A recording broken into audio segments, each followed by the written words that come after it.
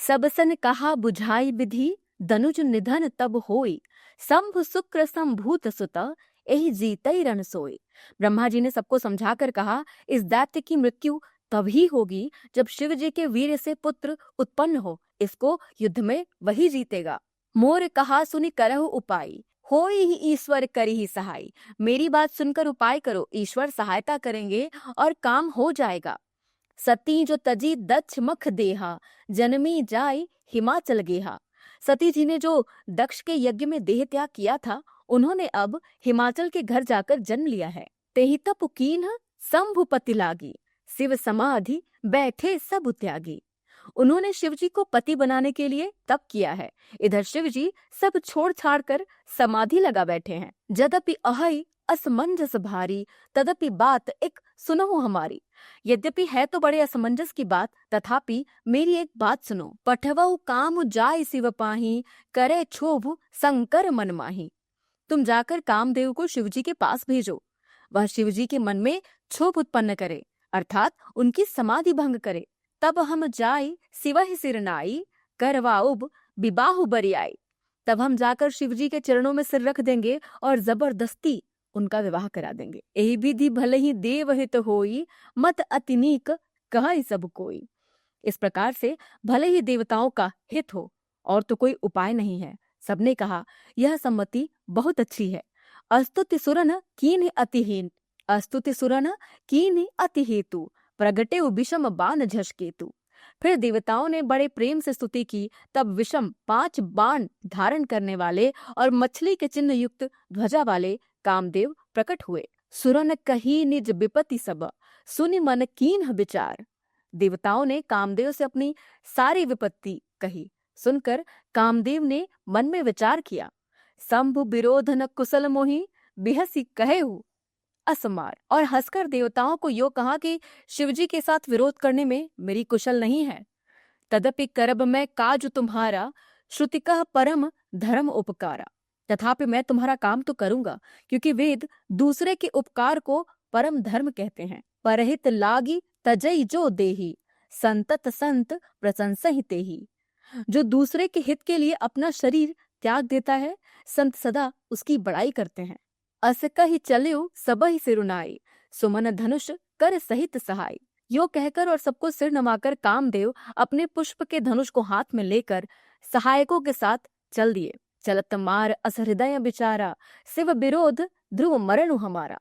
चलते समय कामदेव ने हृदय में ऐसा विचार किया कि शिवजी के साथ विरोध करने से मेरा मरण निश्चित है।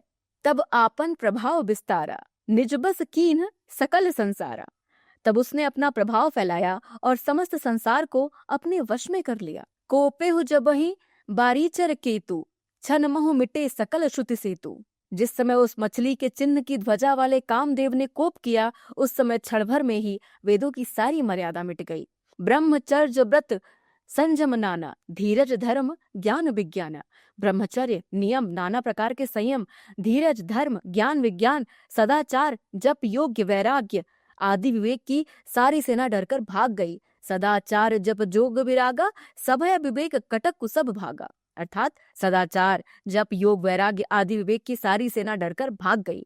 पूरी सृष्टि में केवल और केवल काम वासना फैल गई।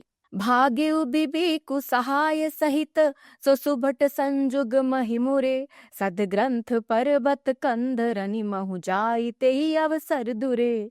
विवेक अपने सहायकों सहित भाग गया। उसके योद्धा रणभूमि से पीठ दिखा के भाग गए। उस समय वे सब सदग्रंथ रूपी पर्वत की कंदराओं में जा छिपे। होनिहार का करतार को रखवार, जग खर भरु परा। दुई माथ के ही रतिनाथ, जेहि कहूँ कोपी कर धनु सरुधरा। सारे जगत में खलबली मच गई। हे विधाता, अब क्या होने वाला है? हमारी रक्षा कौन करेगा? ऐसा 2 सिर वाला कौन है जिसके लिए रति के पति कामदेव ने कोप करके हाथ में धनुष बाण उठाया है? जे सजीव जग अचर चर, नारी पुरुष अस नाम। ते निज निज मर जाद तजी, भय सकल बस काम। जगत में स्त्री पुरुष संज्ञा वाले जितने चर अचर प्राणी थे, वे सब अपनी अपनी मर्यादा छोड़कर काम के वश हो गए। सबके हृदय मदन अभिलाषा, लता निहारी नवहि तरु शाखा। सबके हृदय में काम की इच्छा हो गई। लताओं को देखकर वृक्षों की डालियां झुकने लगीं। नदी उमगी अम्बुधि कहु धाई, संगम करहीं तालाब तलाई। नदियां उमड़ उमड़ कर समुद्र की ओर दौड़ी और ताल तलैया भी आपस में संगम करने मिलने जुलने लगी। जहाँ असी दशा जड़न कै बरनी, को कही सकई सचेतन करनी। जब जड़ की यह दशा कही गई, तब चेतन जीवों की करनी कौन कह सकता है। पशु पक्षी नभ जल थल चारी, भय काम बस समय बिसारी। आकाश जल और पृथ्वी पर विचरने वाले सारे पशु पक्षी समय भुलाकर काम के वश हो गए। मदन अंध व्याकुल सब लोका, निसि दिनु नहीं अवलोक ही कोका। सब लोग कामांध होकर व्याकुल हो गए, चकवा चकवी रात दिन नहीं देखते। देव दनुज नर किन्नर ब्याला, प्रेत पिशाच भूत बेताला। देव दैत्य मनुष्य किन्नर सर्प प्रेत पिशाच भूत बेताल, इनके दशा न कहूं बखाने, सदा काम के चेरे जाने। ये तो सदा ही काम के गुलाम है। यह समझकर मैंने इनकी दशा का वर्णन नहीं किया। सिद्ध विरक्त महामुनि जोगी, सिद्ध विरक्त महामुनि जोगी, तेपि काम बस भय वियोगी। ये तो सदा ही काम के गुलाम है। यह समझकर मैंने इनकी दशा का वर्णन नहीं किया। सिद्ध विरक्त महामुनि और महान योगी भी काम के वश होकर योग रहित या स्त्री के विरही हो गए। सिद्ध विरक्त महामुनि जोगी, तेपि काम बस भय वियोगी। आगे एक छंद है। भय काम बस जोगी, से तापस पावरन की को कहे। देखहि चराचर नारी मय, जे ब्रह्ममय देखत रहे। जब योगीश्वर और तपस्वी भी काम के वश हो गए, तब पामर मनुष्यों की कौन कहे। जो समस्त चराचर जगत को ब्रह्ममय देखते थे, वे सब उसे स्त्रीमय देखने लगे। अबला बिलो कहीं पुरुषमय, जग पुरुष सब अबलामयम। दुई दंड भरी ब्रह्मांड भीतर, काम कृत कौतुक अयम। स्त्रियां सारे संसार को पुरुषमय देखने लगी और पुरुष उसे स्त्रीमय देखने लगे। 2 घड़ी तक सारे ब्रह्मांड के अंदर कामदेव का रचा हुआ यह कौतुक रहा। धरी न काहू धीर, सबके मन मन सिज हरे। जे राखे रघुबीर ते, उबरे ते ही काल महू। किसी ने भी हृदय में धैर्य नहीं धारण किया। कामदेव ने सबके मन हर लिए। श्री रघुनाथ जी ने जिनकी रक्षा की, केवल वे ही उस समय बचे रहे। उभय घरी अस कौतुक भयऊ, जो लगी काम शंभु पहि गयऊ। 2 घड़ी तक ऐसा तमाशा हुआ जब तक कामदेव शिवजी के पास पहुंचा। भयऊ जथा थिति सबहु, भयऊ जथा थिति सबु संसारू। शिवजी को देखकर कामदेव डर गया। तब सारा संसार फिर जैसा का तैसा स्थिर हो गया। भय तुरत सब जीव सुखारे, जिमि मद उतरी गए मतवारे। तुरंत ही सब जीव वैसे ही सुखी हो गए जैसे मतवाले अर्थात नशा किए हुए लोग मद अर्थात नशा उतर जाने पर सुखी हो जाते हैं। रुद्र ही देखी मदन भयमाना, दुराधर्ष दुर्गम भगवाना। दुराधर्ष और दुर्गम अर्थात दुराधर्ष जिनको पराजित कर पाना अत्यंत कठिन है, दुर्गम जिनका पार पाना अधिक कठिन है। भगवान संपूर्ण ऐश्वर्य धर्म यश श्री ज्ञान और वैराग्य रूप 6 ईश्वरीय गुणों से युक्त रुद्र महाभयंकर शिवजी को देखकर कामदेव भयभीत हो गया। फिरत लाज कछु करी नहीं जाई, मरण उठानी मन रचेसी उपाई। लौट जाने में लज्जा मालूम होती है और करते कुछ बनता नहीं। आखिर मन में मरने का निश्चय करके उसने उपाय रचा। प्रगटे सि तुरत रुचिर ऋतु राजा, कुसुमित नव तरु राज बिराजा। तुरंत ही सुंदर ऋतुराज वसंत को प्रकट किया। फूले हुए नए नए वृक्षों की कतारें सुशोभित हो गईं। वन उपवन बापिका तड़ागा, परम सुभग सब दिशा विभागा। वन उपवन बावली तालाब और सब दिशाओं के विभाग परम सुंदर हो गए। जहाँ तहाँ जन उमगत अनुरागा, देखी मुएं मन मन से जागा। जहाँ तहाँ मानो प्रेम उमड़ रहा है, जिसे देखकर मरे मनों में भी कामदेव जाग उठा। जागई मनो भव मुए मन बन, जागई मनो भव मुए मन बन। सुभगतान पर कही, शीतल सुगंध सुमंद मारुत, मदन अनल सखा सही। मरे हुए मन में भी कामदेव जागने लगा। वन की सुंदरता कहीं नहीं जा सकती। कामरूपी अग्नि का सच्चा मित्र शीतल मंद सुगंधित पवन चलने लगी। विकसे सरनि बहु कंज गुंजत पुंज मंजुल मधुकरा, कल हंस पिक सुक सर सरव करी, गान नाचहि अप्सरा। सरोवरों में अनेकों कमल खिल गए, जिन पर सुंदर भौरों के समूह गुंजार करने लगे। राजहंस, कोयल और तोते रसीली बोली बोलने लगे और अप्सराएं गा गा कर नाचने लगी। सकल कला करी कोटि विधि, हार्यो सेन समेत, चली नया चल समाधि शिव, कोपे हृदय निकेत। कामदेव अपनी सेना समेत करोड़ों प्रकार की सब कलाएं करके हार गया, पर शिव जी की अचल समाधि न डिगी। तब कामदेव क्रोधित हो उठा। देखी रसाल बिटप बर साखा, तेहि पर चढ़े मदनु मन माखा। आम के वृक्ष की एक सुंदर डाली देखकर मन में क्रोध से भरे हुए कामदेव उस पर चढ़ गए। सुमन चाप निज सर संधाने, अतिर से ताकी श्रवण लगी ताने। उसने पुष्प धनुष पर अपने बाण चढ़ाए, 5 बाण चढ़ाए और अत्यंत क्रोध से लक्ष्य की ओर ताक कर उन्हें कान तक तान लिया। छाड़े विषम बिसिक उर लागे, छूटी समाधि शंभु तब जागे। कामदेव ने तीक्ष्ण 5 बाण छोड़े जो शिवजी के हृदय में लगे, तब उनकी समाधि टूट गई। भयउ ईस मन क्षोभ बिसेखी, नयन उघारी सकल दिसि देखी। जब उनकी समाधि टूटी और वे जाग गए, ईश्वर शिवजी के मन में बहुत क्षोभ हुआ।